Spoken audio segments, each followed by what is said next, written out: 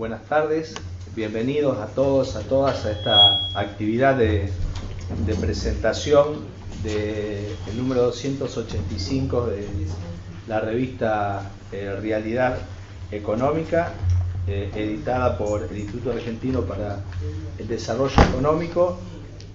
Más específicamente, hoy vamos a hablar de uno de los artículos que están integrando esta edición de la revista, que tiene que ver con el tema del descanso dominical, un trabajo de investigación que está publicado aquí en esta revista. Yo quiero decir una primera cosa. El tema del descanso dominical tiene una larga historia en relación con la organización de los trabajadores, la organización gremial, y tiene argumentos muy fuertes.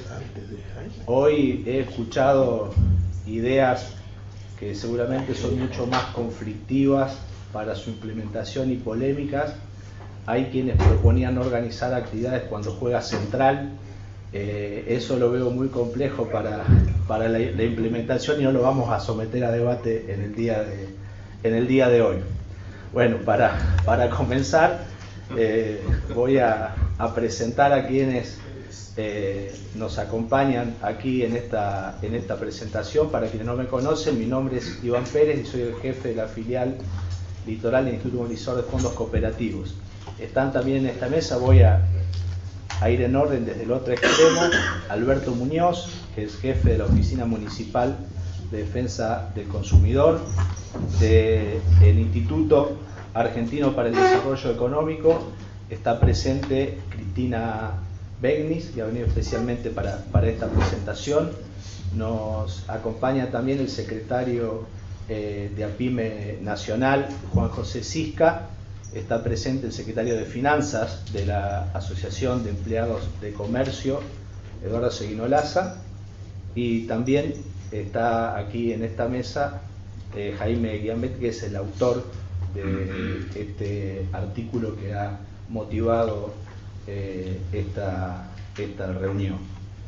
Bueno, yo simplemente para ir dando comienzo a la actividad, les comento que la presentación de esta revista y la propia existencia del Instituto Argentino para el Desarrollo Económico es parte de una serie de acciones que se llevan adelante en nuestro espacio, del Instituto Movilizador de Fondos Cooperativos, y una cantidad de organizaciones relacionadas que tienen que ver con ir generando discusiones, con ir generando propuestas, con ir compartiendo ideas sobre distintos temas de la realidad nacional en distintos momentos históricos. Y en este momento estamos presentando esta revista, pero también son parte de nuestro espacio, en nuestro periódico quincenal, que es la revista Acción, que distribuye más de 100.000 ejemplares quincenales. También está la publicación de nuestra fundación educativa, la Fundación IDECOP, por nombrar algunas de las más importantes, y todas con una trayectoria muy importante en años en el tiempo. Así que vamos a ir dando comienzo a esta actividad. Le vamos a pedir a Cristina Begnis que un poco desde la institución que edita las revistas nos ponga en situación esta actividad. Bueno, muchas gracias, Iván. Buenas tardes a todos. Una alegría encontrarnos aquí y que haya tantos compañeros y compañeras para charlar y conversar este tema, que sé que para Rosario es un tema realmente que plantea toda una problemática. Ya que se trata de una ley que tiene que ver con un derecho tan importante para los trabajadores, para poder volver a tener su descanso los días domingo. Este tema nos llegó por Jaime Guiambet, nos llegó este trabajo a Buenos Aires, de donde somos, de donde es el Instituto Argentino para el Desarrollo Económico. nos parecía, digamos, realmente una problemática muy importante a introducir en los debates sobre los que tratamos de reflejar en realidad económica.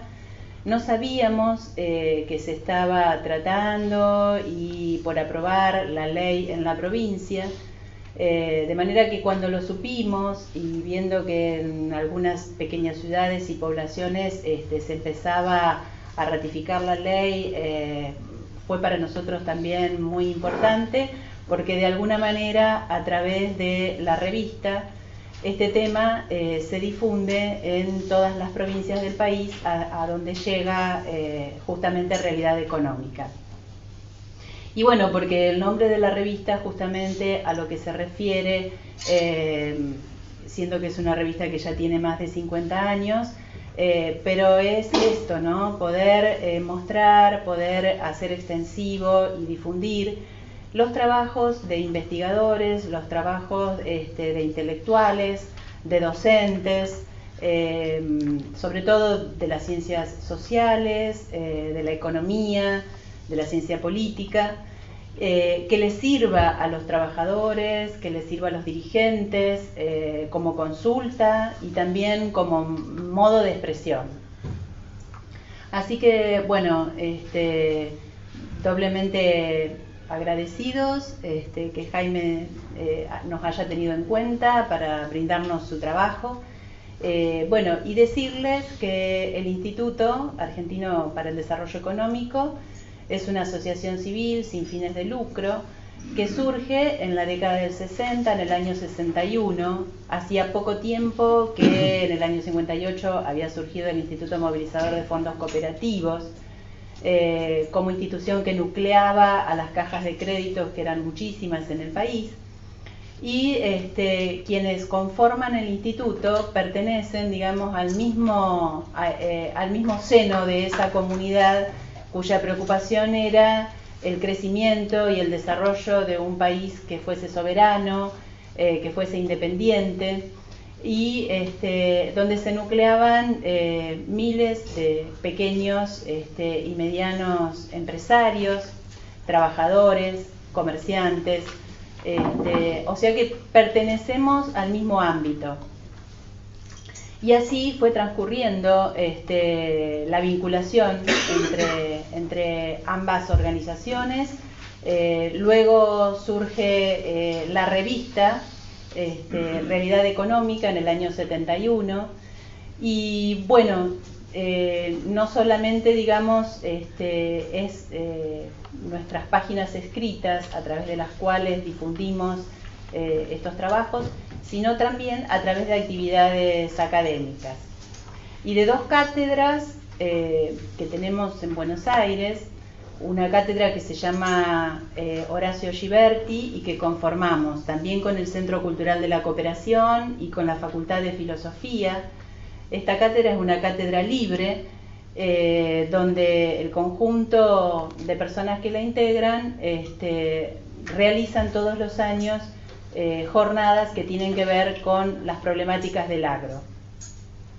Y la otra cátedra, que es más reciente y que también la conformamos con el Centro Cultural, pero en este caso con la Universidad de Quilmes, es la cátedra José Bergelbar.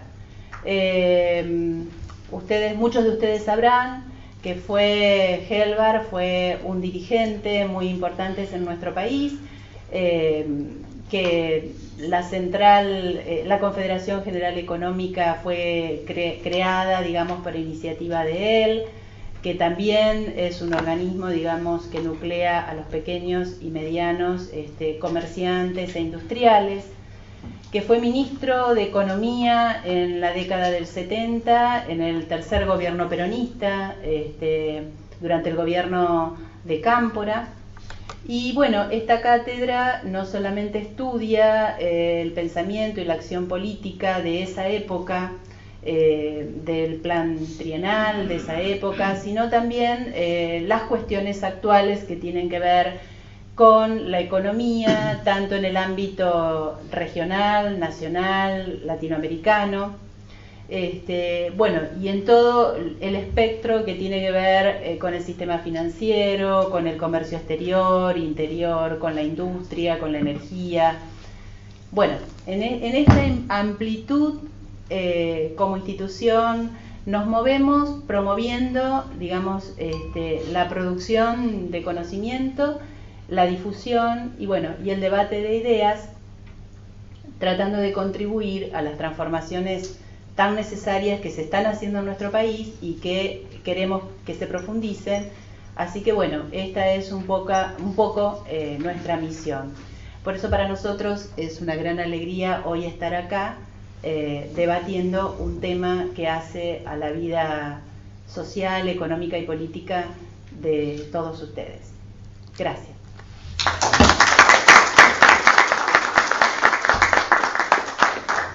Vamos a escuchar a Juan Sica. Bueno, buenas tardes. Quería decir que fue instituido el día 16 de agosto, el Día del Empresario Nacional, en función de lo que decía Cristina, justamente porque un 16 de agosto del año 1953 se hizo el acta fundacional de la Confederación Federal Empresaria que presidía en ese momento José B. Herder. Pudimos instituir a través del trabajo que hizo APIME, la CGE y algunas otras entidades, y a través del diputado nacional Carlos Heller, se aprobó la ley que ha determinado que el 16 de agosto es el día, el día 16 de agosto, el día del empresario nacional. Para nosotros esto es muy importante, porque cuando se habla de la industria, se habla de toda la industria, la multinacional, que es casi la mayoría de la industria hoy, la industria grande en la Argentina, y nosotros queríamos que haya justamente esa segmentación. Y logramos que, como decía, se instituyera, y este año fue el primer año que se celebró, era muy reciente, pero vamos a seguir insistiendo en celebrar el día del empresario nacional todos los 16 de agosto. En lo que se refiere al tema de la regulación, en lo que se refiere al tema del descanso dominical y al artículo que escribió Jaime en para la revista Realidad Económica, yo como el más viejo del panel voy a historiar un poco. No voy a empezar en 1890 y pico, ni en 1905, ni en 1905, sino lo voy a tomar desde el punto de vista empresarial, lo que hicimos los empresarios de Rosario, y en ese aspecto, y en principio en la promulgación de la ley que reguló la instalación de las grandes superficies. Acá está Juan Milito, presidente de Almaceneros, está Farragut, allá lo veo, de la sociedad, presidente de la Sociedad de Carniceros, y quiero decirles que cuando el tsunami neoliberal le hizo creer a mucha gente que íbamos a llegar de Salta al Japón en 50 minutos, creo más o menos, nosotros que veníamos peleando contra el neoliberalismo desde nuestro nacimiento,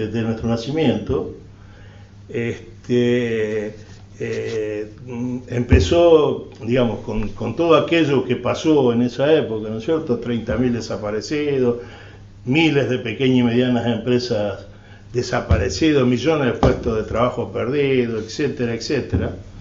Nosotros aprendimos junto a los organismos de derechos humanos que había que pelear por la memoria, por la verdad y por la justicia. Y en el caso, y en todos los órdenes, y en cada una de las cosas que sucedió en toda esta época, en el tema justamente de la irrupción de estas grandes superficies, la memoria me lleva a que junto con almaceneros, carniceros, verduleros y algunas otras entidades, las más chicas, porque las más grandes lo veían con simpatía, y no la voy a nombrar, pero todos ustedes se darán cuenta de cuáles son, veían porque no le temían a la competencia. Nosotros decíamos que como Atila, el rey de los hunos, donde vinieran ellos no iban a crecer ni siquiera los pastos. La verdad, yo dije de memoria, digo, la verdad que sucedió exactamente eso. Bueno, cuando las fuerzas nos dieron, junto a los trabajadores, pudimos concretar que una ley provincial, ponernos de acuerdo, una ley provincial, creo que fue en el 2002, si no me acuerdo mal, Juan, donde justamente se promulgara la ley provincial de regulación de las grandes superficies. Recuerdo una jornada maratónica en la Cámara de Diputados, se ríe Juan, donde se analizaron, creo que eran como 80 artículos, se aprobó en general, se analizaron como los 80 artículos, el amigo Favario ahí analizando cosas que nosotros no fuéramos, estuvo 18 horas hablando, nosotros no nos fuimos, y en realidad se aprobó en general y en particular casi todos los artículos, menos uno. Número 28. El número 28, que era el del descanso dominical, que nosotros ya habíamos hecho lobby, porque nosotros perdimos por un voto. Sí, habíamos hecho lobby, pero algún progresista, cívico, republicano y libertario dieron vuelta sus votos y perdimos por un voto. Y habían puesto en la ley una trampita, que la vuelven a repetir. Esa trampita es que los municipios debían adherir bueno, comenzó la lucha para que el municipio de Rosario adhiriera. Y adhirió. La realidad, algunos pueden decir, bueno, ¿por qué no lo hicieron antes? Bueno, no nos daban la fuerza, esto es más o menos como lo de YPF o lo de... Cuando te dan la fuerza lo puedes hacer, sino porque no teníamos la fuerza suficiente para hacerlo. Y la ley se promulgó. Y bueno, tuvo algunas cosas interesantes, por ejemplo, ustedes verán el mamotreto ahí del Jaguar, que nunca pudo instalarse, y eso fue por esa lucha. Bueno, y luego comenzó con el protagonismo principal del Sindicato de Empleo y Comercio, la lucha por el descanso dominical. Y nosotros estamos de acuerdo con el descanso dominical y los acompañamos en esa lucha. Y también fuimos a las cámaras y estuvimos presionando. Y salió el descanso dominical, la ley provincial 13.441, que es la ley del descanso dominical. Aquí que volvieron a meter la trampita, que es que cada municipio debían adherir. Bueno, hablamos con todos los concejales, inclusive antes de que se promulgara la ley, y el Consejo Municipal de Rosario, por unanimidad, dijo, hizo una declaración. 2013. En el 2013 hizo una declaración donde iban a apoyar la ley. Bueno, por eso el caso del progresismo, republicanismo y civismo que estamos viendo todos los días, ahora parece que algunos de esos ediles y parte del Ejecutivo provincial y municipal se desdicen de lo que habían dicho que iban a votar. Y estamos en esa disyuntiva. Vamos a seguir peleando, por supuesto, como lo hicimos siempre, porque yo hablé de la memoria, de la verdad, y tiene que haber justicia, y la justicia es que se declare el descanso dominical. Nosotros vamos a hacer todo el esfuerzo posible, que no hablen, decía, yo he participado en algunas reuniones del Consejo Económico y Social de la Municipalidad, donde por ahí se habla que se van a perder puestos de trabajo. Digo, muchachos, eso hay que preguntárselo al sindicato, no lo pueden decir ustedes desde la fundación del Banco Municipal o de qué sé yo, de dónde, compañeros. No sean idiotas útiles, porque no creo que le paguen, el Círculo Rojo le pague a esa gente para que vote en contra del descanso dominical. Creo que son idiotas útiles nada más. Están trabajando sin darse cuenta para el círculo rojo. Y es un problema muy grande en este momento. En este momento que al 25 de octubre vamos a jugar el de los destinos de la patria, y esto va en serio, y todos ustedes y todos sabemos que esto va en serio, que podemos llegar a perder todo el sacrificio, lo de los 30.000 compañeros que lucharon para esto, lo de las miles de pequeños y medianos empresarios, los que se suicidaron, los que perdieron su familia, los que perdimos galpones, los que perdieron la vida, que peor. Sabemos que el 25 de octubre se va la vida, así que pensemos, compañeros, votemos con la cabeza y usemos la memoria para recordar todas esas cosas. En el tema del descanso dominical, yo les comenté, porque como viejo me lo recuerdo porque lo viví, pero hay muchas otras cosas, muchos de ustedes que no lo han vivido, los que están aquí, por supuesto, que sé que conocen bien la historia, pensemos bien y actuemos, porque yo creo que el 25 de octubre a los argentinos nos va la vida. Bueno, muchas gracias.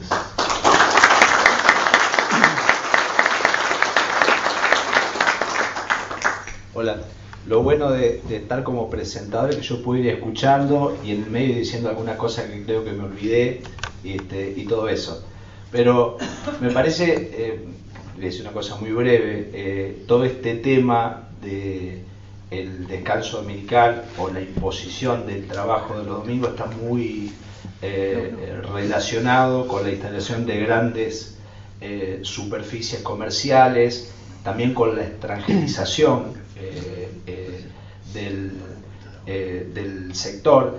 A propósito, en temas en que se escucha precisamente hablar mucho de inversión, sobre todo es uno de los ejes que uno escucha en el debate electoral, voy a recomendar uno de los artículos que también componen esta edición de la revista, que analiza una de las características principales de los flujos de inversión extranjera directa en América Latina, que obviamente también esa característica está presente en nuestro país, y habla de la financiarización como una de las principales características de la inversión extranjera directa. Es un artículo muy interesante que está relacionado con esto, porque el tema de la imposición de trabajar los domingos es uno de los aspectos, por supuesto, muy sentido para los trabajadores y sus organizaciones, pero yo acá quiero mencionar otra cosa, porque esto lógicamente tiene otras expresiones,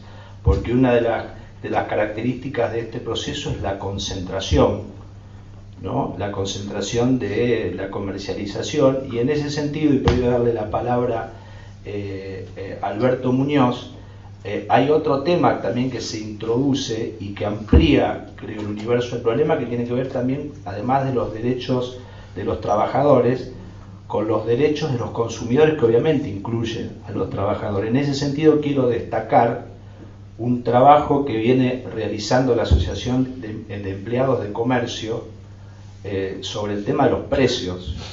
Un trabajo que viene realizando con mucha solvencia técnica. Ustedes seguramente conocerán eso, porque acá la situación que también trae esto es que los productores cobran poco, y del otro lado en la góndola se pagan precios fabulosos, siderales. Entonces ahí también hay un elemento que creo que es central y está íntimamente relacionado con esto que hoy nos convoca acá para reflexionar. Así que yo, para quienes no lo conozcan, es muy interesante conocer el trabajo de la Asociación de Empleados de Comercio. El último trabajo, por lo menos que yo conozco, creo que es el mes de julio, y habla con los precios, habla del tema de los precios de los lácteos, lo que se le paga el precio de leche a un productor, que si mal no recuerdo es 3,20 pesos, y cuando llega a la góndola ninguno de los porcentajes baja del 600% lo que pagan los consumidores. Así que este otro tema que ahí está muy relacionado con todo esto que estamos hablando. Disculpa, Iván, que cuando vos hablas de la imposición, hoy a Grecia le imponen los días domingos. En la concentración, en la imposición, le imponen trabajar los días domingos. Bueno, escuchamos a Alberto Muñoz, jefe de la Oficina Municipal de Defensa de los Consumidores. Bueno, ante todo, muchas gracias por estar acá y muchas gracias por permitirnos dirigirle la palabra en una lucha que lleva mucho tiempo. Más de un periodista me preguntó en este año por qué, si yo era jefe de la Oficina de Defensa del Consumidor, si trabajaba con los consumidores, estaba de acuerdo con el descanso dominical. ¿Por qué? Porque hay muchos consumidores que quieren ir a comprar el domingo, por conveniencia, porque le viene bien, porque, como vamos a describir ahora, hay toda una historia anterior, ¿no? Es decir, una evolución del mercado que condujo al domingo, ¿no? Al domingo, a la noche, a la tarde. Hay una frase de Galeano muy interesante que dice que la sociedad de consumo no deja dormir a la gente, coma a las aves y a las flores. ¿Vieron los criaderos de pollo que tienen las luces siempre prendidas para que coman? Bueno, y los criaderos de flores, que también son así, le hacen luz artificial para que se desarrollen. Bueno, en realidad nosotros somos más o menos como pollos o flores, y ellos quisieran tener los lugares de consumo permanentemente abiertos. Si fuera por ello, quisieran que no durmiéramos, que estuviéramos permanentemente comprando en la sociedad de consumo. Pero ahora vamos a describir ese proceso, ¿no? Yo creo en ese sentido que hay que ponerse en contexto, y es cierto que existen esos consumidores que tienen posiciones que dicen, bueno, no, yo quiero ir los domingos, aunque se medre el derecho de otro ciudadano. Yo quiero poner como ejemplo lo que pasó con el derecho laboral. Cuando empezó el siglo pasado, ¿cómo era la cuestión? La cuestión era, había un derecho que decía, el patrón ofrece un sueldo, bajo, mediano, chico, con determinadas condiciones. Y el laburante, si quiere lo acepta y si quiere no lo acepta. ¿Cuál es el problema? Estamos dentro del derecho privado, cada uno ofrece, uno acepta o no acepta, y si no se va a buscar otro trabajo. Bueno, hubo que pelear durante décadas para que se entendiera que si había un eslabón fuerte y uno débil, el débil siempre perdía. Y hubo que pelear durante más de 70 años para que existiera un derecho laboral concreto que protegiera los derechos del eslabón más débil. Pero durante 70 años el criterio era, ¿cuál es el problema? ¿Sí? El patrón ofrece y el laborante si quiere lo acepta y si quiere no lo acepta.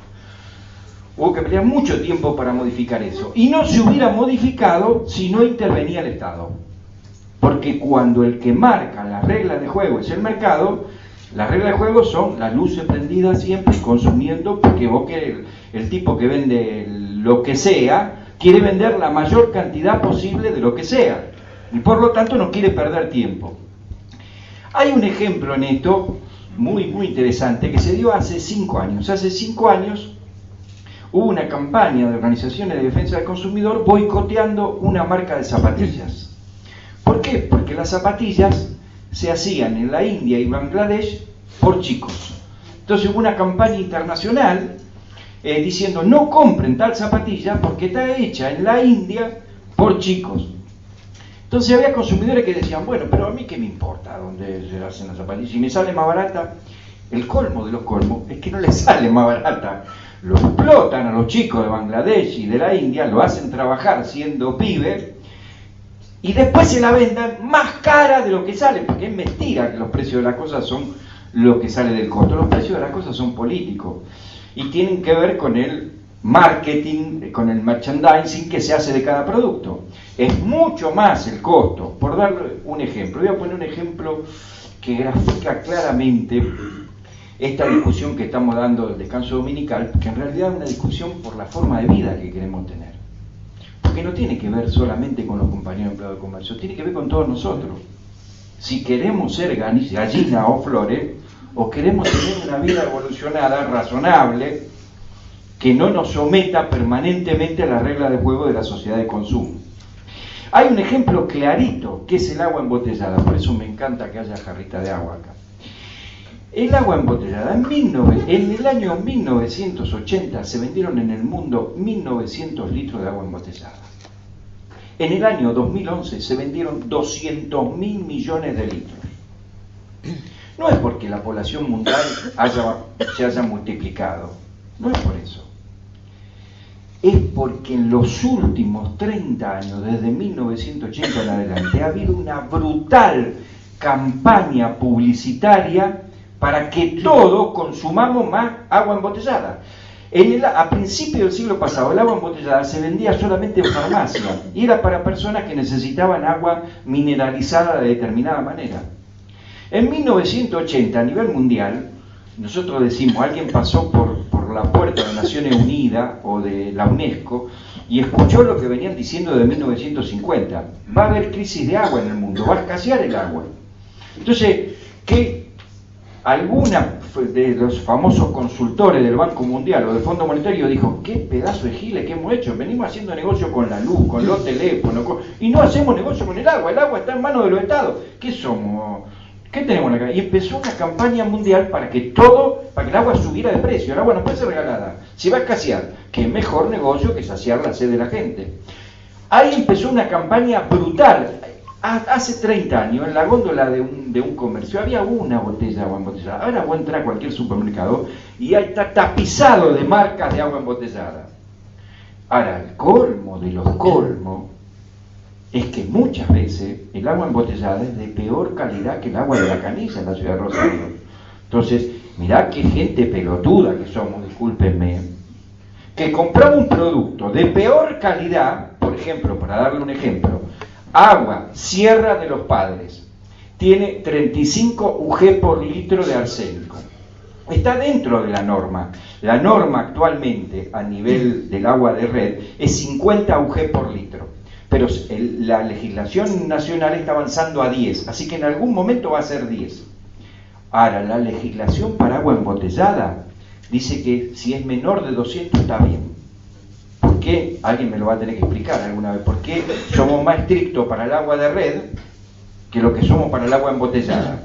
Pero el colmo de los colmos, vuelvo a decir, siendo agua de peor calidad, es que la pagamos, por ejemplo, una persona que paga hoy en Rosario 370 pesos de agua, que tiene agua y cloacas en la zona del radio céntrico, paga el agua embotellada 6.060 veces más cara que el agua de la canilla. 6.060. ¿Vos qué dirías si vas a un negocio a comer y te cobran 6.060 veces más caro? Bueno, quiero decir con esto que a los consumidores nos vienen llevando desde hace mucho tiempo de las narices y vendiéndonos cosas que no nos convienen. El agua embotellada no nos conviene porque es antiecológico, los envases terminan incinerándose en los rellenos, terminan tapando las alcantarillas. No nos conviene porque, vuelvo a decir, hay distintos escalones para el agua, así que un escalón que estoy diciendo, la persona que paga 370, 400 pesos por bimetre, a esa persona está pagando 6.060 veces más en el kiosco de la esquina. Es una cosa completamente loca. Bueno, es antiecológico, es antieconómico y encima es de peor calidad. ¿Qué quiero decir con esto? Que el peso de los aparatos publicitarios es tan importante que nos ha ido llevando a todas las personas a cambiar nuestros hábitos de consumo a tal punto que ni nos damos cuenta. En realidad, siempre tuvimos que comer, higienizarnos, hidratarnos, pero ¿cómo resolvían eso nuestros tatarabuelos y nuestros abuelos? Lo resolvían en los comercios que en general eran de inmigrantes. Esos comercios de inmigrantes, la panadería de los tanos, familia de italianos, los almacenes de españoles, las tintorerías de japoneses, las tiendas de turcos, fueron una institución en las grandes ciudades. En Rosario también durante décadas. Todo ese entramado social le daba trabajo a infinidad de personas, repartidores, infinidad de personas, que duró durante décadas en la ciudad de Rosario. De ese entramado nació el Centro Unión Almacenero justamente como oposición a otra prestigiosa institución de la ciudad de Rosario que era la Bolsa de Comercio. La Bolsa de Comercio tenía los comerciantes pipí cucú. El Centro Unión Almacenero tenía el gallego, el tano, el tipo que había venido, que era inmigrante y que armaba para parar la olla.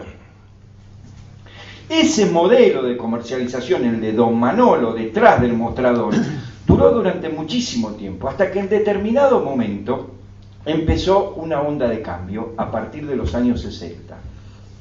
A nivel internacional también vino una oleada en ese sentido. ¿Qué pasó? Igual que puse el ejemplo del agua, en los años 60 las grandes corporaciones internacionales dijeron, mira, en muchos lugares del mundo tenemos un entramado de tipo de comercio, que tiendas, granjas, etcétera, etcétera, etcétera, que dan laburo a un montón de gente. Si nosotros eso lo concentramos en lugares, concentramos la logística, concentramos la cosa, nos quedamos con una parte muy importante de la torta. Y empezó un proceso de concentración hacia un formato, primero, de autoservicio. El hijo de Don Manolo, que se reconvirtió, el hijo de Don Manolo que entendió que estaba cambiando la sociedad y puso el autoservicio de barrio, sobrevivió. Hoy hay muchos autoservicios de barrio que siguen siendo de la familia de los padres, reconvertido en autoservicio. El que no se reconvirtió, en la década del 90 pereció, lo fulminaron. En los 60, la primer cadena internacional que quiere instalarse en la Argentina es Minimax, de Rockefeller. Fue el primer tipo que se quiso quedar con ese entramado de la sociedad. Puso la primer cadena, se llamaba Minimax. En el año 69, el 30 de junio, aparece la revista 7 Días, con un titular que decía: el día 26 de julio, 13 supermercados Minimax explotaron, le habían puesto 13 bombas.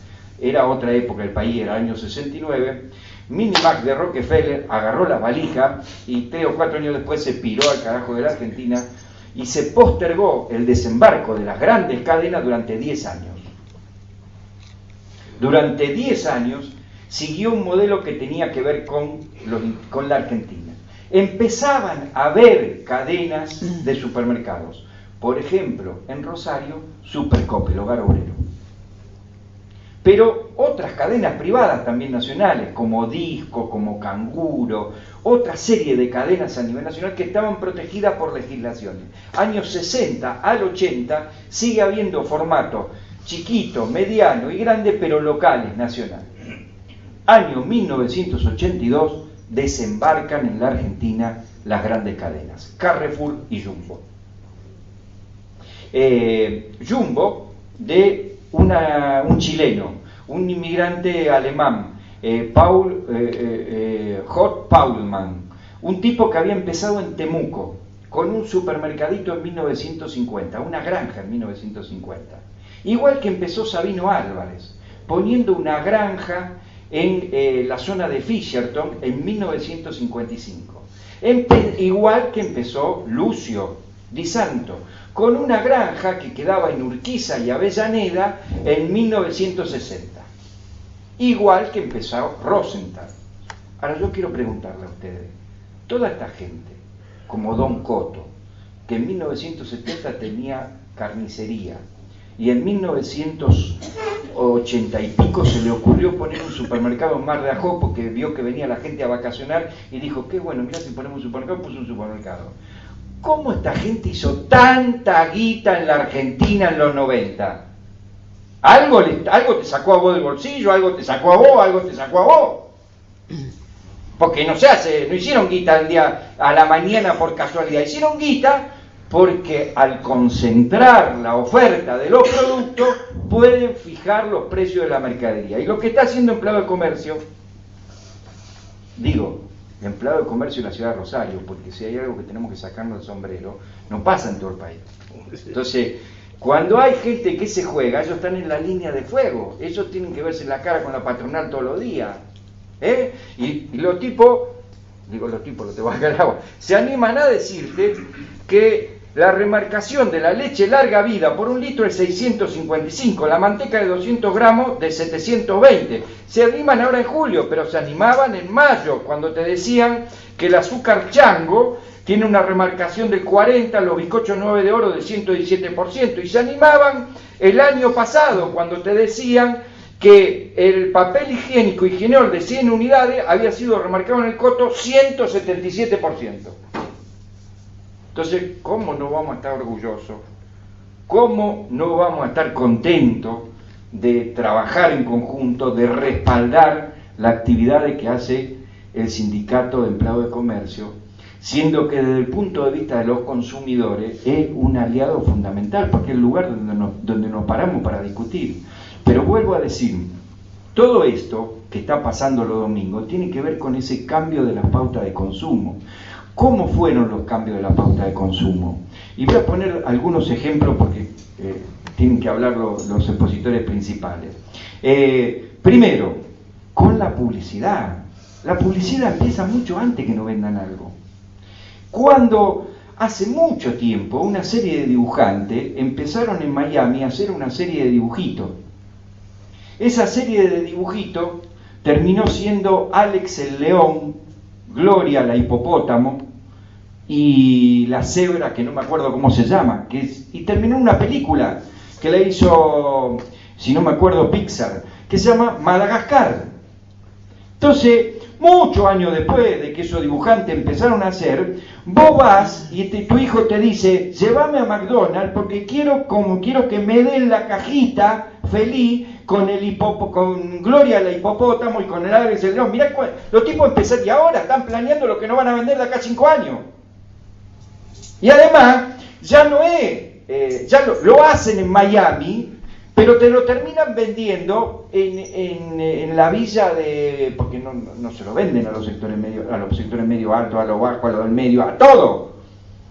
Y si tu hijo empieza la clase y tiene que ir a comprar la mochila, si vos no le comprás la mochila con el dibujo que se usa hace años, tu hijo está fuera del mundo, es un loco. En algo que empezaron y que manejan en todos los niveles.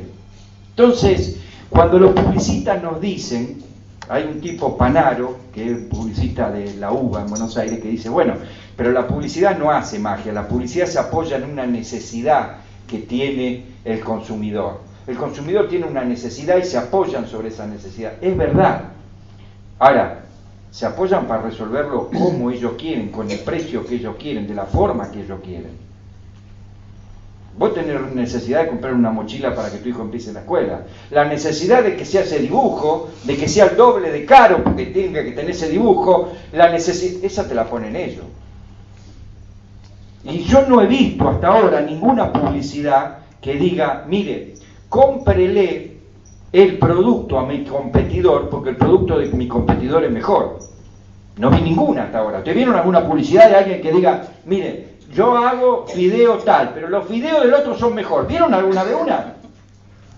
No, entonces, la publicidad está dirigida para que vos compres el producto que hace Pascual, que tiene defectos, que tiene una relación entre el precio y la calidad, pero que no te la cuenta Pascual. En todos casos no la cuenta el Sindicato de Empleados de Comercio, no la cuenta Pascual.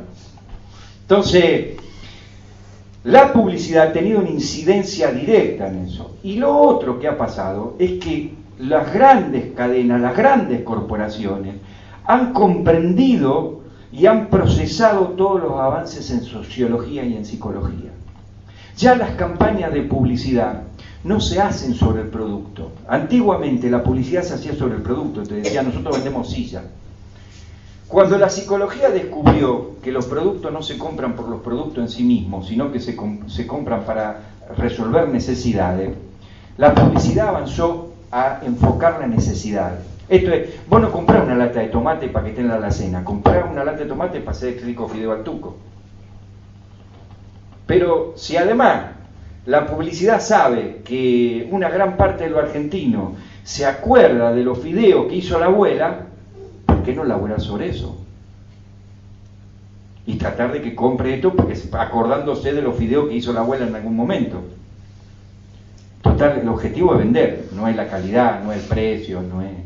Y empezaron a enfocar sobre la necesidad. Y un día los tipos dijeron, pará, si tenemos que enfocarnos en la necesidad, porque lo importante no es el producto, sino la necesidad de resolver, también podemos crear necesidades. Y empezaron a crear necesidades. Entonces ahora no solamente trabajan sobre que vos tenés una necesidad, te crean necesidades. Que si vos no la resolvés, queda mal con tu señora, con tu hijo, con tu vecino, te crean. En ese avanzar de eso, los tipos descubrieron que podían construir, que es lo que están construyendo hoy, catedrales del consumo. El Dios Mercado, vio que hablan permanentemente del Dios Mercado, atienden las catedrales del consumo. Y tienen ejércitos de curas que laburan en las catedrales del consumo, que son los shopping, para tentarte, para que vos, para permanentemente metérsete en ese mundo del consumo. Ese cambio fue el que llevó a la práctica de consumo los domingos.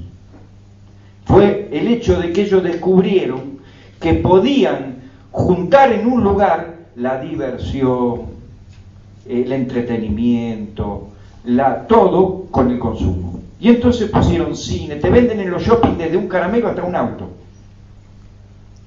Te hacen jueguito para que tu chico vaya a jugar. Todo, porque en realidad ellos quieren seducirte como a las gallinas para que coman, para que vos vayas a las catedrales del consumo. Eso pasa los domingos.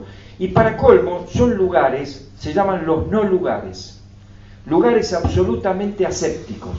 No hay vínculos. Los shopping de la Argentina, de Rosario, son iguales a los de Taiwán, a los de China, a los de Santiago, a los de New York, son todos iguales.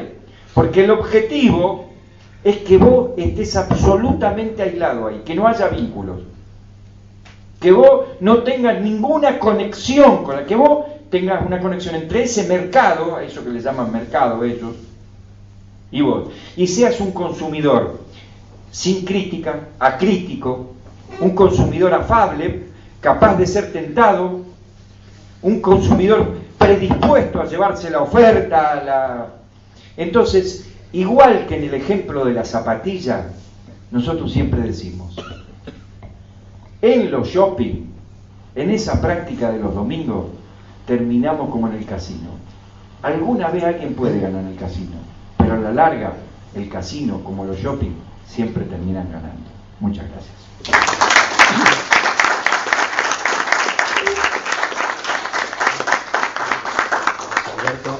Bueno, vamos a escuchar ahora a Eduardo Seguino Laza, de la Asociación de Empleados de Comercio de Rosario.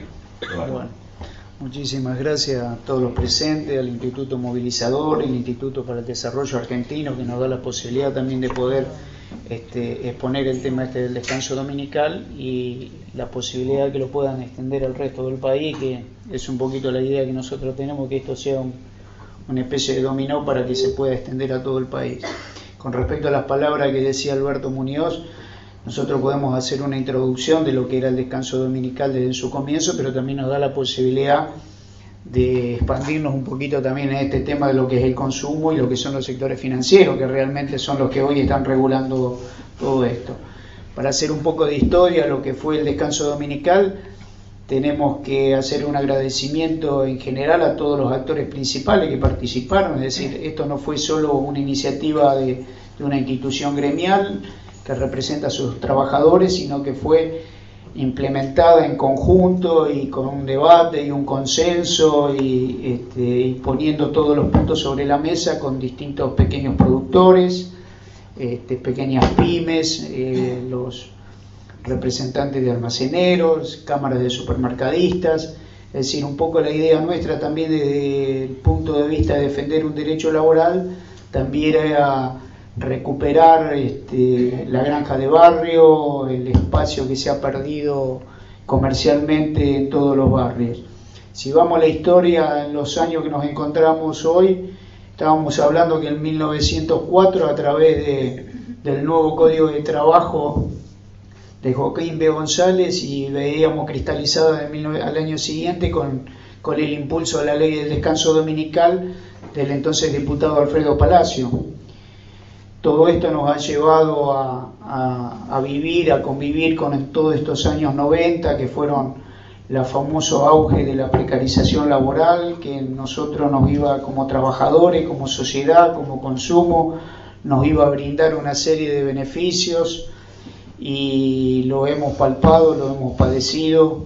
Lo único que nos ha ocasionado ha sido exclusión, precariedad, un resentimiento de lo que es la familia en su conjunto. Nosotros, cuando planteamos el descanso dominical, lo decimos desde el punto de vista desde la defensa del trabajo, de una ley laboral, pero lo planteamos también desde el punto de vista de la familia, de las distintas creencias religiosas, de todo lo que convive a lo que hoy la disgregación de esa familia. Muchos de los que estamos acá hemos sido criados y hemos convivido con un padre de familia los fines de semana, los días domingos, donde era el que en realidad marcaba la pauta de lo que eran los ideales de esa conformación de esa familia.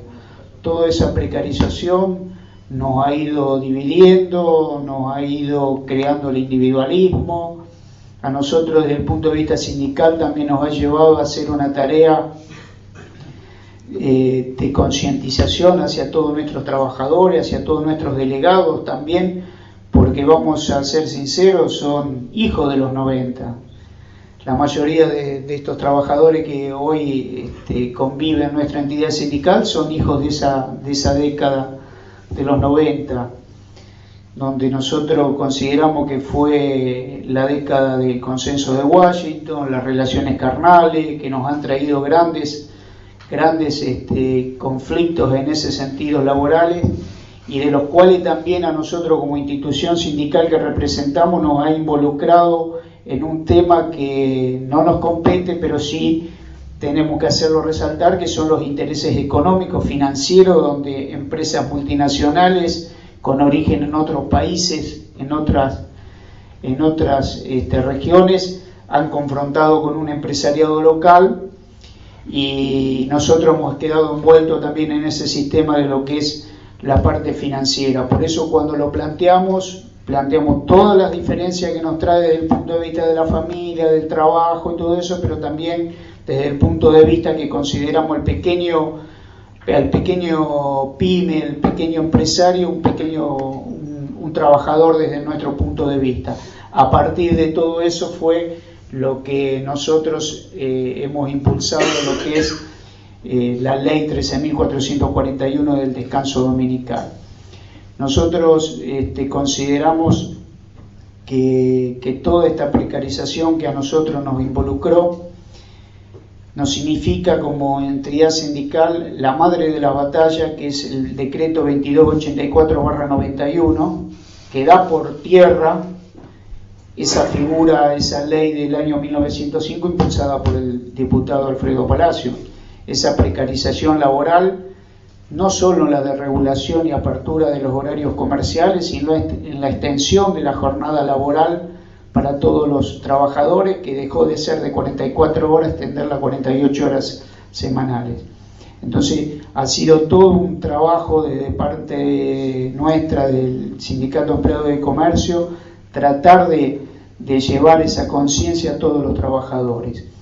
Ahí, en este punto donde hablamos de los intereses financieros, hoy el descanso dominical está centrado, que se fija en los fines de semana, principalmente sábado y domingo, lo que es los intereses financieros representados por los grandes bancos. Ahí empiezan también las diferencias entre el sector empresarial, tanto nacional como el extranjero. Ahí empiezan a funcionar esos intereses financieros, de los cuales hoy nosotros también, cuando Alberto comentaba los informes que está haciendo la Asociación Empleado de Comercio con respecto a lo que es lo que hoy cobra un productor, a lo que llega el producto a góndola. Hoy, en estos días, veía con satisfacción también, cuando estaba el corte de ruta en la autopista y el A012 de los productores, que había un cartel atrás de los productores que decía tanto al productor, tanto al consumidor. Bueno, un poquito lo que nosotros queremos hacer es crear una conciencia en todo, no solo en la sociedad de consumo, la que nosotros, todos los que estamos presentes acá, concurrimos a un supermercado y tenemos que levantar las manos porque la remarcación nos demuestra que nos están asaltando apenas pasamos la puerta. Pero sí tomar conciencia de todos los sectores productivos que antes la pelea era con el industrial, es decir, una lucha entre productor y la industrialización. Lo que nosotros queremos llevar a cabo con estos informes que está realizando la Asociación Empleados de Comercio es que existe una pata que se rehusó todos estos años a sentarse en la mesa de discusión, que es el sector supermercadista, que es el que recarga los precios y es el que realmente ve cómo el productor, el sacrificado, ve burlado su esfuerzo, su trabajo, y nosotros como trabajador, que también tenemos una herramienta fundamental que nos dio estos últimos años de la democracia, que es la paritaria, que es una herramienta fundamental para todos nosotros, pero podemos estar peleando un punto más, un punto menos lo que es la paritaria, pero si no la defendemos desde este punto de vista, vemos que se pulveriza el salario, que no tiene resistencia ese salario, esa lucha, a pesar de la herramienta fundamental que tenemos todos los trabajadores para eso. Por eso vemos con beneplácito que la ley ha sido rubricada por el Ejecutivo Provincial. Lo que decía Cisca también con respecto a siempre te ponen una trabita, en este caso es la famosa ordenanza municipal del Consejo de las Ciudades o Comunas, donde nosotros nos vemos en el esfuerzo, en redoblar los esfuerzos para lograr que esa ordenanza salga principalmente en la ciudad de Rosario. Actualmente en la provincia de Santa Fe ya hay 20 municipalidades que han adoptado la ordenanza de adhesión a la ley del descanso dominical. En la ciudad de Rosario nos han planteado fantasmas del turismo, la desocupación. Hoy las grandes cadenas de supermercados con respecto a los 90 han disminuido, sin tener el descanso dominical, alrededor de un 30 o un 35% su personal, de los cuales, ¿qué significa eso? Que el trabajador mercantil hoy, el cajero principalmente de todos los supermercados, tiene que redoblar su esfuerzo para mantener la misma cantidad de gente que atendía con otra cantidad de empleados. Es decir, nosotros consideramos que los esfuerzos, el diálogo en el Consejo Deliberante están planteados, hay buena voluntad, como decía Cisca, hay una ordenanza, una declaración de ordenanza del Consejo Deliberante del 2013, donde la mayoría de los actuales concejales todavía están en funciones, donde no se pueden rehusar a eso. Hay un proyecto en Cámara de Diputados en el año 2009, donde llevaba la jornada laboral los sábados hasta las 13 horas, firmado por la actual intendenta de la ciudad de Rosario. Es decir, que los elementos, y si realmente hacemos honor a la palabra y a los hechos que los han precedido, nosotros tenemos que estar en muy poquito tiempo teniendo la ordenanza en el Consejo Deliberante.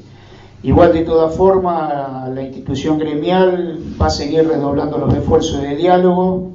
Actualmente los estamos manteniendo, tenemos una promesa de llevarlo a cabo en pocos días en el Consejo Deliberante, pero principalmente lo que nosotros planteamos en la pelea, tanto en esto de los pequeños empresarios, los pequeños pymes, pero principalmente desde el punto de vista nuestro sindical, que tenemos que determinar que esa madre de la batalla, el decreto 2284/91, que todavía no hemos podido derrotarla, nos lleve a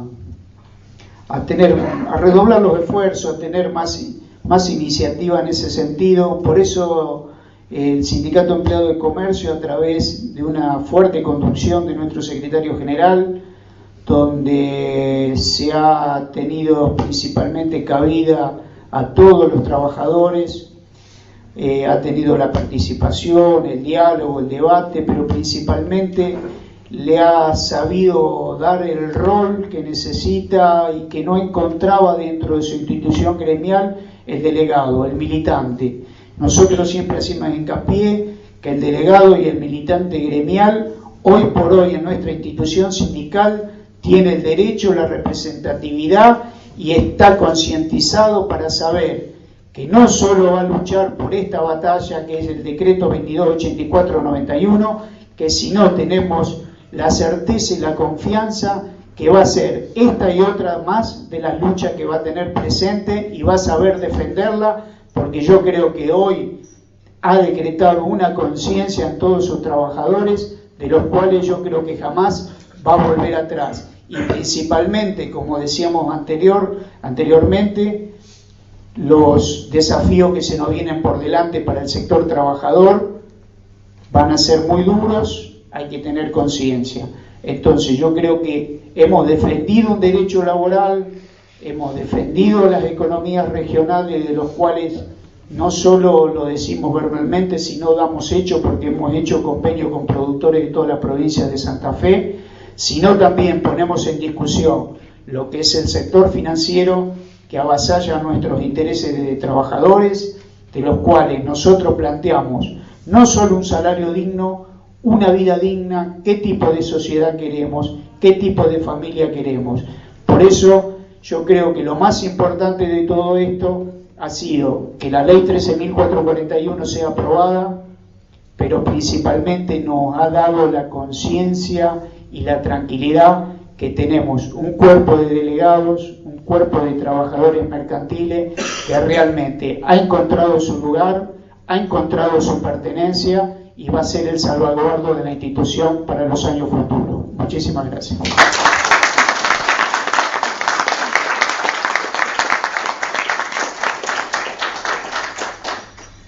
Consideraciones sobre el descanso dominical en el gremio de empleados de comercio de Rosario. Nunca en domingo se llama el trabajo de investigación de Jaime Guiamet. Lo escuchamos. Bueno, gracias. Bueno, gracias. En primer lugar, quería agradecer a la revista Realidad Económica, al Instituto Argentino de... ¿Se escucha? Sí, se escucha. De Desarrollo Económico, al Instituto Movilizador también.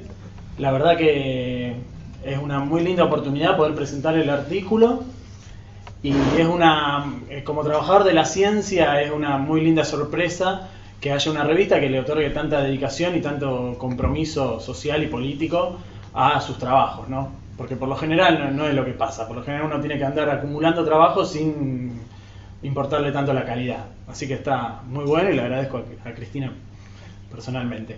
El título, ya lo mencionó Iván, la parte de Nunca en Domingo la puse en alusión a un CD que grabó Adriana Bonicio a comienzos de los años 2000 en apoyo a la lucha por el descanso dominical que se llevaba en ese momento.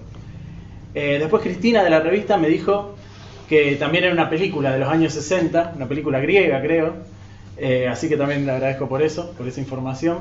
No sabía yo, la verdad lo había puesto por otra cosa.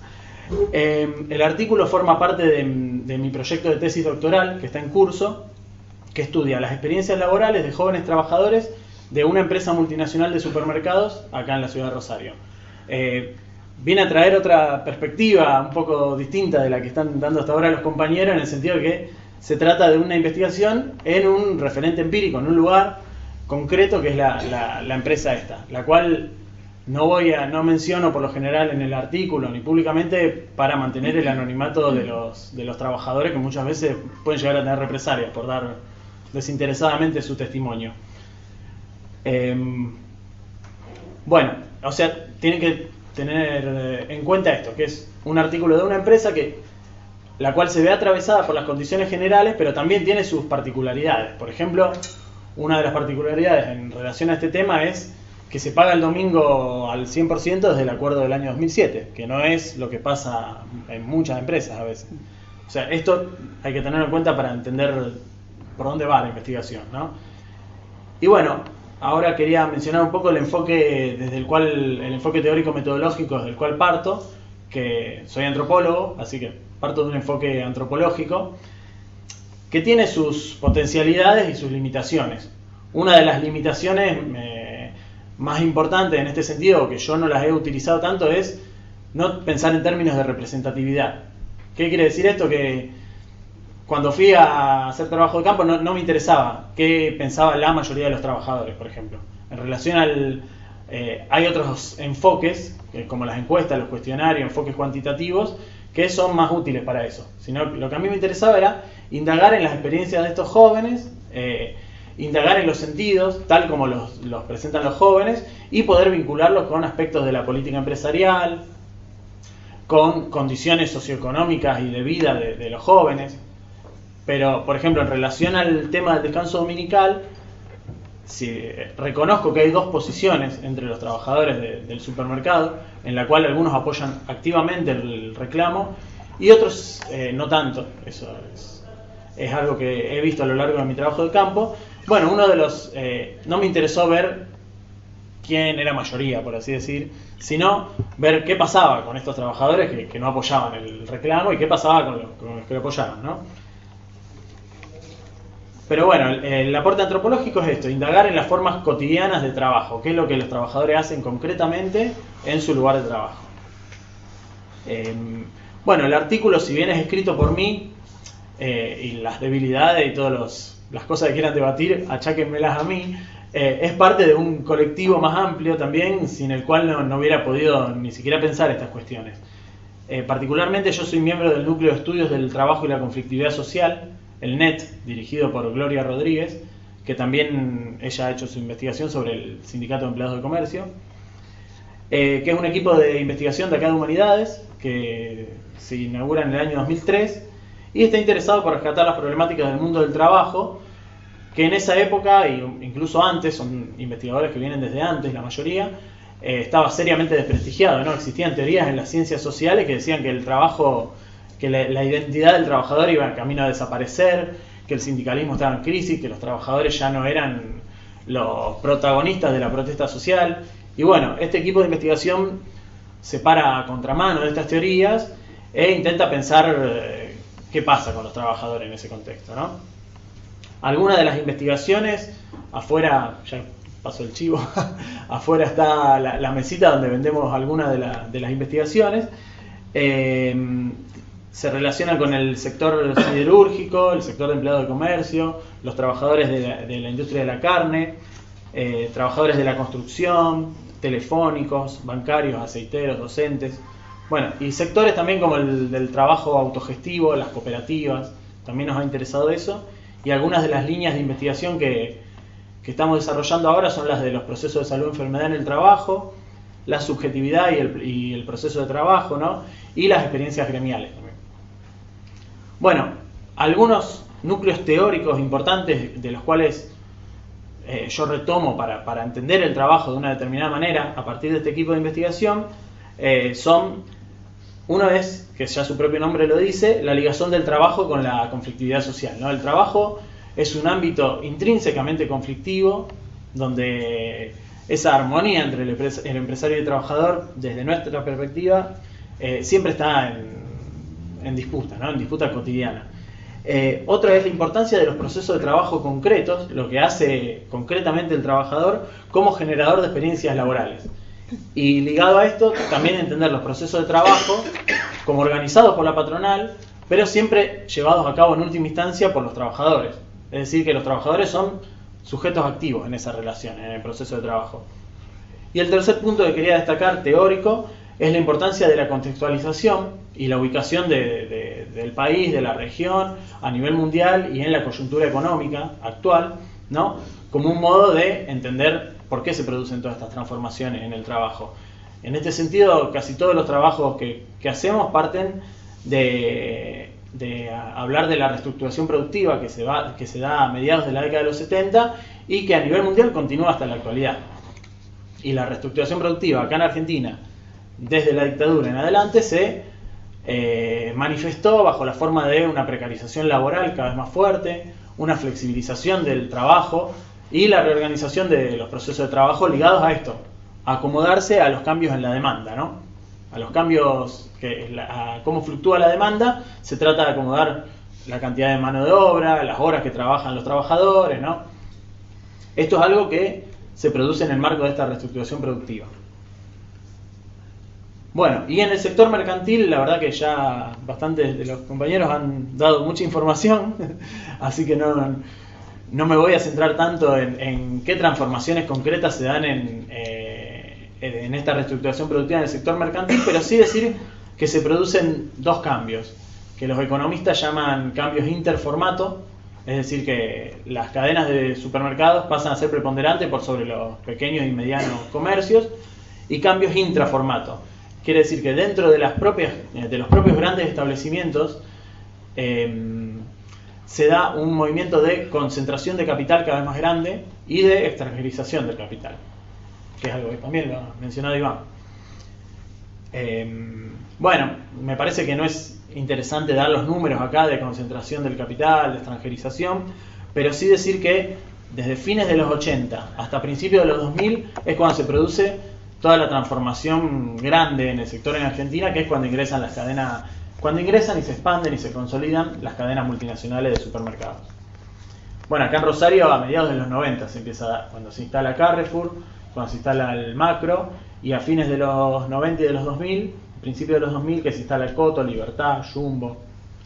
Y a partir de este momento, como lo decía el compañero de APIME, se produce se consolida esto, no se instalan nuevas superficies comerciales grandes. Sí se da un crecimiento de capital, de mercados de proximidad que se llaman, que son por ejemplo los capitales orientales, que crecen muchísimo en los últimos 15 años.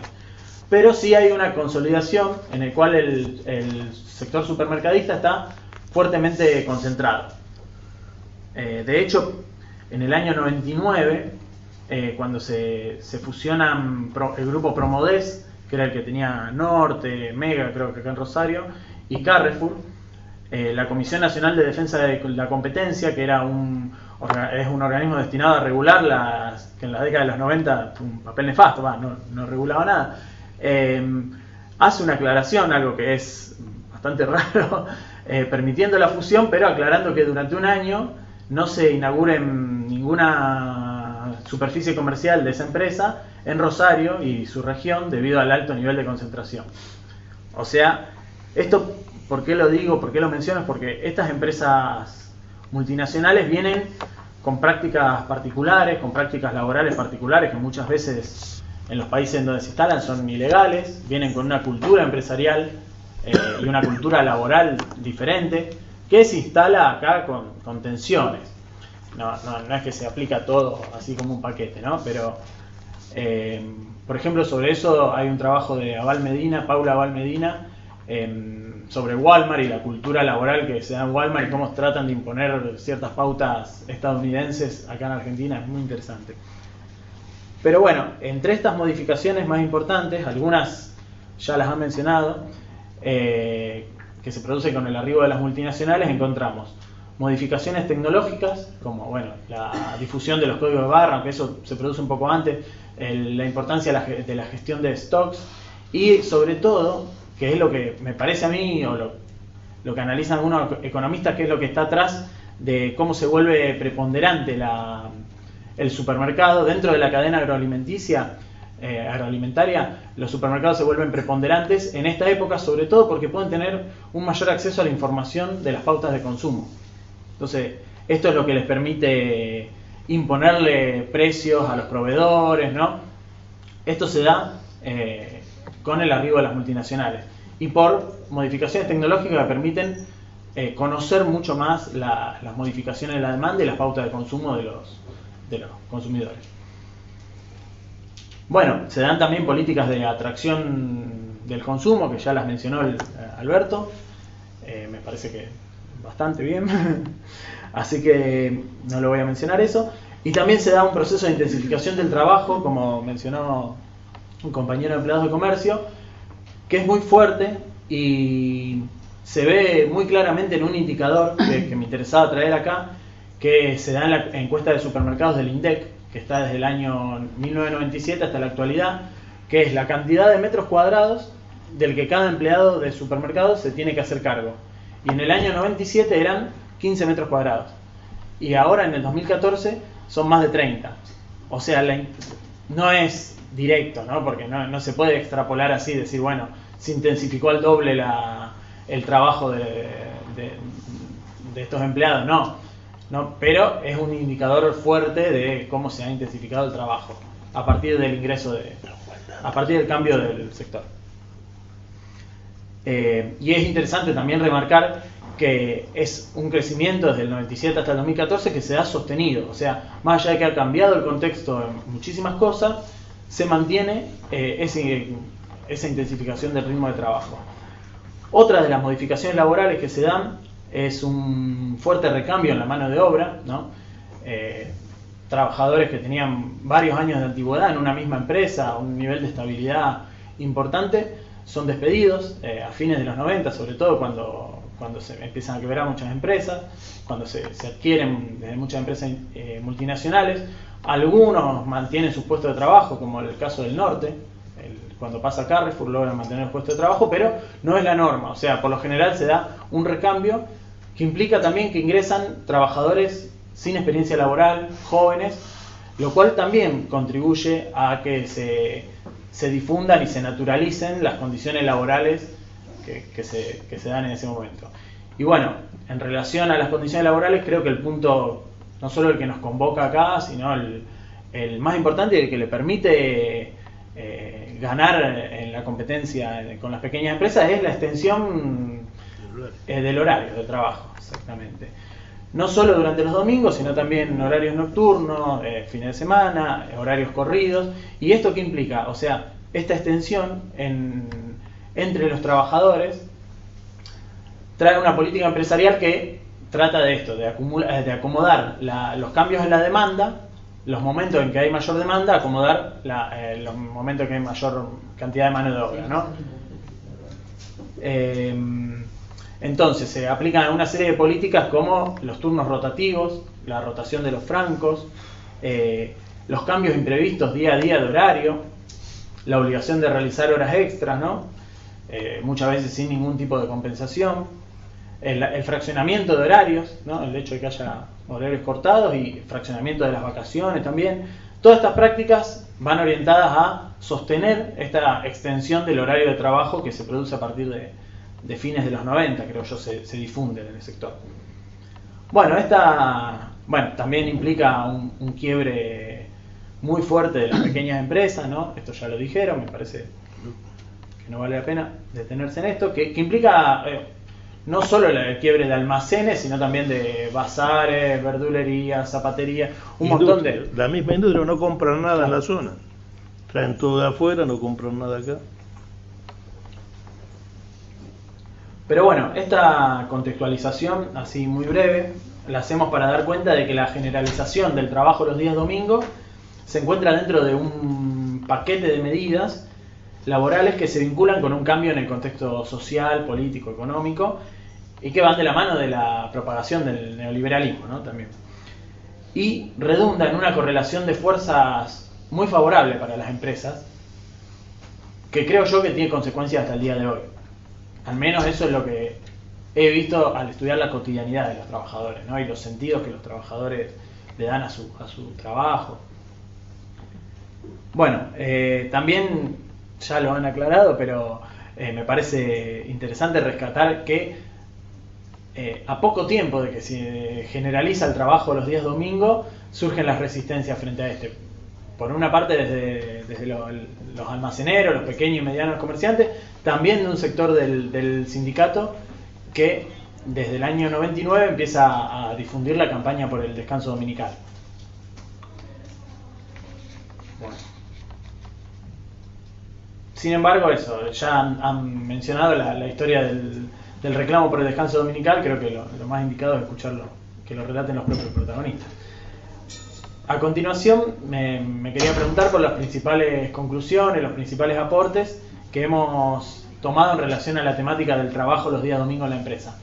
No voy a mencionar punto por punto el artículo porque se van a aburrir y además me parece que es más interesante que lo lean. Creo que tienen un ejemplar de regalo, así que cualquier cosa, creo que ahí está mi mail, así que pueden debatir, pueden preguntarme lo que quieran.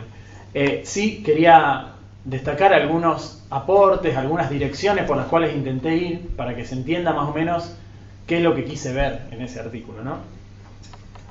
Bueno, el objetivo del artículo es preguntarnos cómo se configura y cuáles son las principales características del trabajo los días domingos y los feriados también en la empresa multinacional de supermercados que investigo.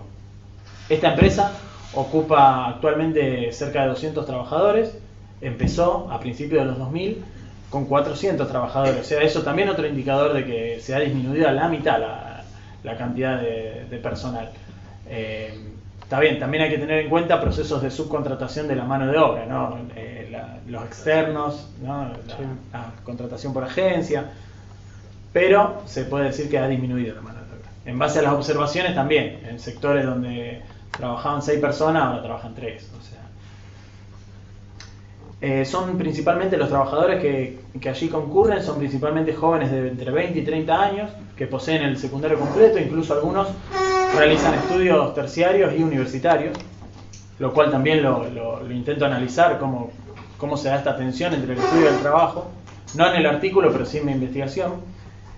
Y en relación con las jornadas horarias de los trabajadores, una minoría tiene la jornada de 48 horas, la jornada completa, y gran parte de los trabajadores tienen jornadas que son de entre 30 y 20 horas semanales.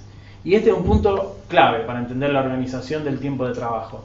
De hecho, es un problema que se da a nivel mundial en el sector servicios en general, no solo en trabajo, en call center, por ejemplo, en un montón de lugares.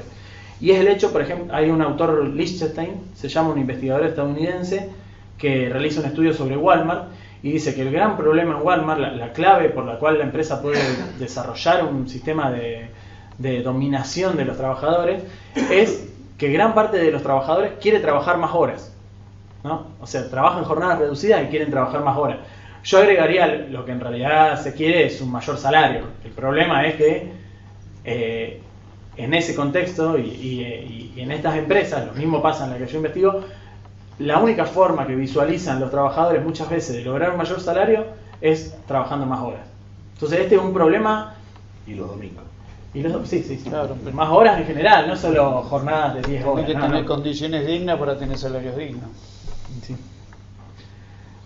O sea, pero esto es lo que le permite a la empresa desarrollar todo el sistema de organización del tiempo de trabajo. Por eso me parece muy importante mencionarlo y detenerse en eso. Y bueno, en la empresa, premios horarios, o sea, además del salario básico, el único premio horario que hay, el premio salarial que hay, es el del presentismo y el trabajar los domingos y los feriados, que en algunos casos llegaba a constituir un 25% del sueldo del trabajador. Y en estos trabajadores que tenían jornadas reducidas y el salario es muy bajo, ese 25% les resultaba muy significativo. Y de hecho era donde nosotros encontramos que estaba la mayor reticencia al trabajo, al descanso dominical. Pero bueno, esto lo planteo como un desafío, ¿no? Para entender qué está pasando, ¿no? Y poder llegar a ese núcleo de trabajadores que todavía se muestra reticente, al menos desde lo que yo he visto de mi investigación. Y otra cosa que vale aclarar es que si bien son jornadas reducidas, es muy relativo esto, o sea, sobre todo por dos cuestiones. Primero, que a los trabajadores de jornadas reducidas muchas veces en los momentos de mayor demanda del año, por ejemplo diciembre, enero, ¿no? Con las fiestas y cuando tienen que cubrir las vacaciones de los otros trabajadores, se les sube la jornada a jornada completa durante 3 meses y se les vuelve a bajar cuando llega febrero o marzo. Entonces, trabajan 9 meses 20 horas y 3 meses 48 horas. No es reducida, no es una jornada reducida que les permite desarrollar otras actividades, ¿no? Y otro de los problemas es la rotación de los francos, la rotación de los turnos de trabajo, que hace que se dificulte y se obstaculice mucho el desarrollo de otras actividades cotidianas por fuera de la empresa, inclusive hasta otro trabajo se podría pensar para complementar el salario de empleado de comercio. Sobre todo se ve en relación al estudio. En eso también he escrito otro artículo, no lo trabajo en este, pero es muy interesante ver cómo los manejes que tenían que hacer estos trabajadores para poder estudiar y trabajar, ¿no? Con jornadas de 20 horas semanales, 24 horas semanales. Que vos decís, te debería dar tiempo para estudiar, pero debido a la forma de organización de la empresa no se podía. Bueno, en síntesis, este es uno de los puntos a los que le intenté dar mayor recorrido, mayor importancia, que es entender la organización del tiempo de trabajo como un sistema en el que la empresa tiene una fuerte prerrogativa y diría que es de los ámbitos menos o más difíciles de regular por los organismos estatales, ¿no? de modificar. Por eso es tan importante y tan saludable esta iniciativa, ¿no?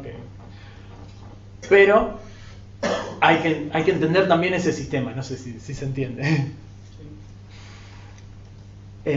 Porque hasta que no se dispute un poco, obviamente que es un proceso, ¿no? La forma de organización de los horarios de trabajo, no se van a poder disputar ciertas cuestiones de la hegemonía empresaria que hacen a la construcción de consenso entre los trabajadores, ¿no? Creo que eso es lo que está atrás de que muchos de los trabajadores, de que algunos de los trabajadores se encontrasen reticentes a apoyar el reclamo. En el supermercado que yo investigo, ¿no? Una situación particular. Bueno, sin embargo, o sea, obviamente que la realidad es muy dinámica y yo he destacado también un montón de acciones de los delegados, de los trabajadores de base, ¿no? Que han logrado poner en cuestión pilares de este sistema. Y uno, por ejemplo, es lograr la planificación del horario quincenalmente, que era algo que antes se cambiaba día a día el horario, después se cambiaba semana a semana, cuando el domingo a la noche le decían a los trabajadores cómo trabajaban de lunes al siguiente domingo, ¿no?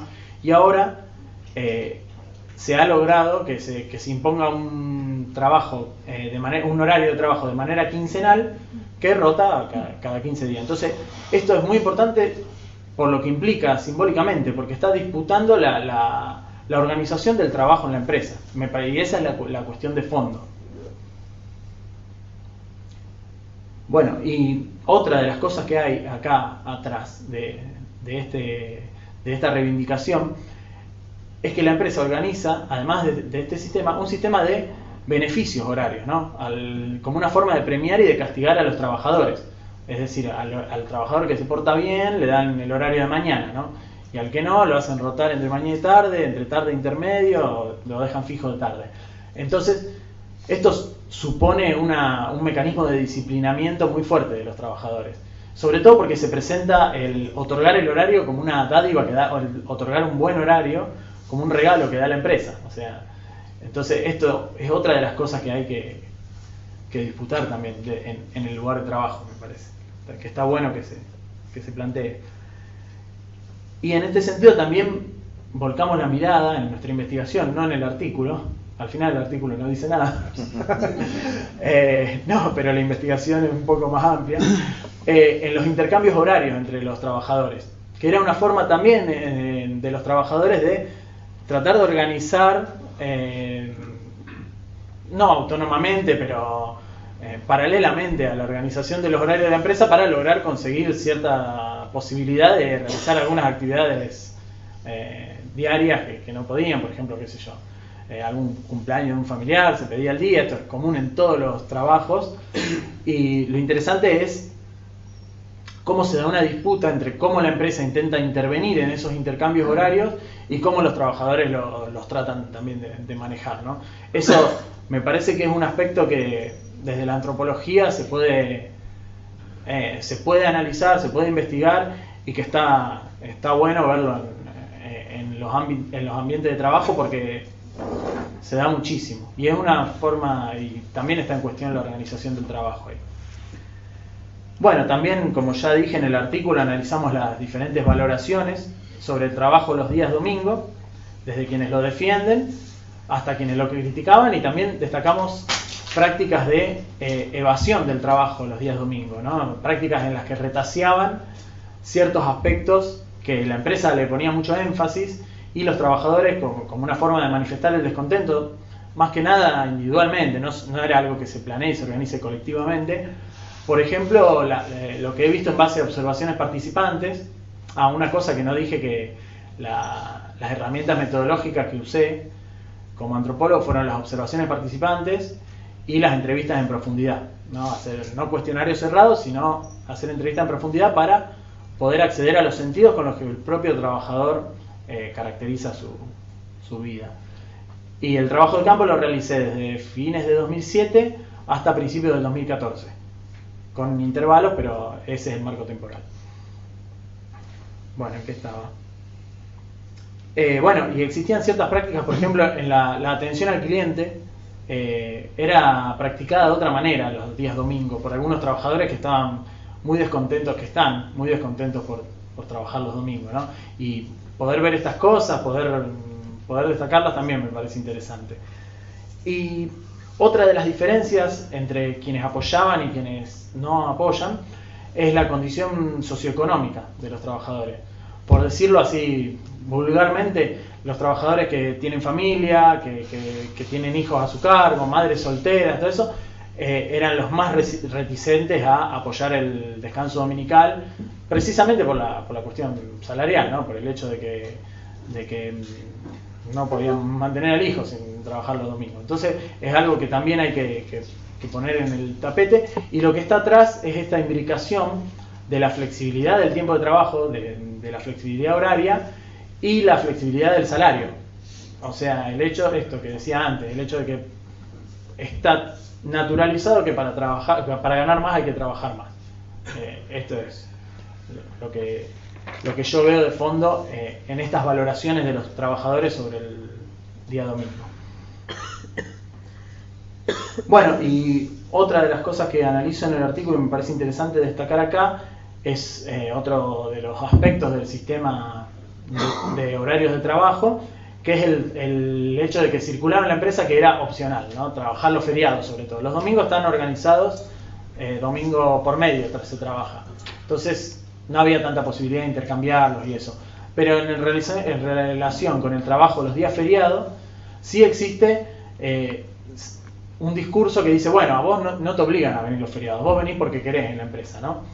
Pero una de las cosas que analizaba es cómo los trabajadores que se negaban a trabajar los feriados recibían una serie de presiones, y muchas de estas presiones estaban vinculadas con quedar fuera de este sistema de horarios de trabajo, ¿no? Te mataban con los horarios que te daban, por así decirlo, ¿no? No te permitían intercambiar horario con tus trabajadores, con tus compañeros, te daban horarios rotativos, te rotaban los francos. Entonces esta libertad y estaba no era tal, y está encubierta estas presiones, ¿no? Incluso entre los sujetos se hablaba de la formación de listas negras de trabajadores que no aceptaban trabajar feriados, y se les aplicaba estos castigos. Bueno, me parece que eso es lo más destacable y lo más importante que tienen que mirar a la hora de ver el artículo. Y creo que lo que está de fondo, que es algo que dijo Alberto también, es esta idea de los derechos del trabajador, que costó 70 años en entender que había una parte dominante y una parte más débil, y que no existía una libertad absoluta en vender su fuerza de trabajo, ¿no? Esto me parece que el descanso dominical, de alguna manera, viene a poner en cuestión una idea que cuando yo empecé a hacer trabajo de campo en los años 2007-2008, estaba muy presente entre los trabajadores, que era la idea de que la empresa podía hacer prácticamente lo que le plazca en el lugar de trabajo, ¿no? El hecho de que te decían, no, pero esto es política de la empresa, vos y el trabajador no podía hacer nada. No una idea porque sean unos trasnochados que pensaban eso, sino porque se apoyaba concretamente en la política de la empresa, ¿no? O sea, la política de la empresa tenía una fuerza que naturalizaba a estas ideas de los trabajadores. Y bueno, lo que yo he visto que en los últimos años se ha visibilizado mucho esta cuestión, sobre todo el descanso dominical, pero un montón de otras cuestiones que ya ponen en discusión esta idea, desnaturalizan un poco esta idea de que la empresa de que la política de la empresa es absoluta, ¿no? Sino que hay actores, hay organismos interviniendo, peleando, y hay derechos que no son negociables muchas veces. Entonces, me parece que lo más interesante de lo que yo quiero hacer a partir de ahora es seguir profundizando en cómo van cambiando estos sentidos entre los trabajadores y cómo, de la mano con la lucha del sindicato y el cambio en el contexto social, ¿no? Así que bueno, saludo mucho esta iniciativa de poder visibilizar esto.